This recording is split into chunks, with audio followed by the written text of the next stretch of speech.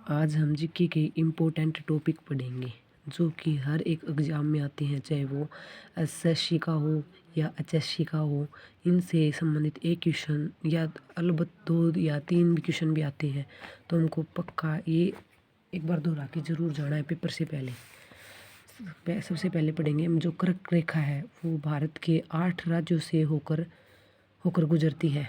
जो कर्क रेखा है वो कई बार क्वेश्चन से आ जाता है वो कितने राज्यों से होकर गुजरती है, तो हम कहेंगे 8 राज्यों से होकर भारत की कर्क रेखा गुजरती है। तो यह एक क्वेश्चन ये भी आ जाता है कि कितने उत्तरी अक्षांश पर है, तो 23.5 डिग्री उत्तरी अक्षांश के ऊपर यह कर्क रेखा है वो स्थित है।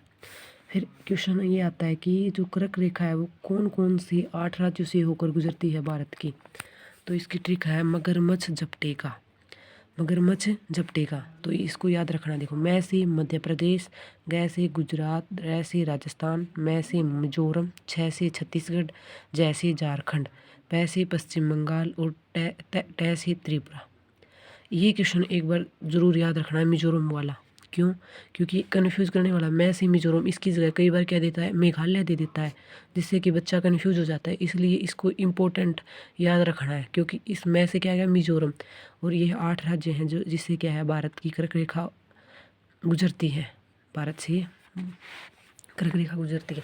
अगला टॉपिक पढ़ेंगे हम भारतीय मानक समय रेखा यानी ग्रीनविच टाइम लाइन जो है वो कितने राज्यों से होकर गुजरती है। पहले तो ये क्वेश्चन भी आ सकता है, तो जैसे 1 2 3 4 ये 5 राज्यों से होकर गुजरती है। कितने राज्यों से होकर गुजरती है? भारत के 5 राज्यों से होकर गुजरती है। कितने राज्यों से होकर गुजरती है? भारत के 5 राज्यों से होकर गुजरती है। और कितने पूर्वी देशांतर पर स्थित है? 82.5 डिग्री पूर्वी देशांतर पर स्थित है।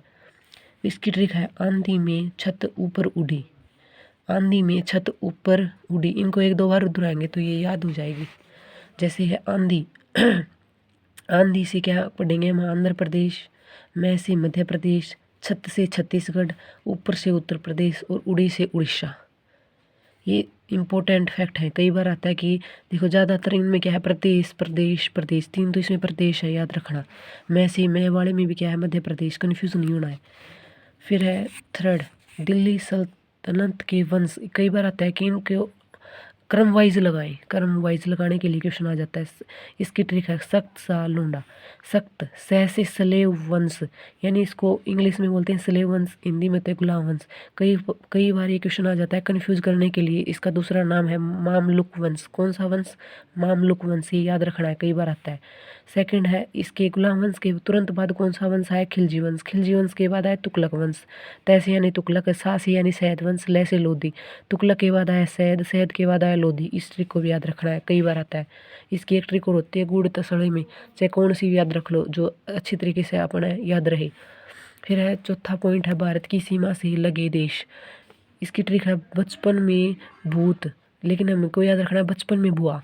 इससे क्या होगा? इससे इसका एक फ़ायदा और ये भी है, इससे क्रम वाइज भी है, और इसको क्या है, ये जो फर्स्ट नंबर पर ये है इसकी बाउंड्री लगती है। कई बार क्वेश्चन आता है कि भारत के साथ सबसे ज़्यादा बाउंड्री किस देश की लगती है, तो पहले बांग्लादेश।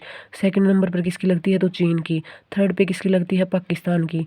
फोर्थ पे किसकी लगती है? नेपाल की। और फिफ्थ पे म्यांमार की। फिर सेवन्थ पे है भूटान की। और अगले लास्ट में सबसे छोटी सीमा किसके साथ लगती है? हमारी अफगानिस्तान की, 106 किलोमीटर।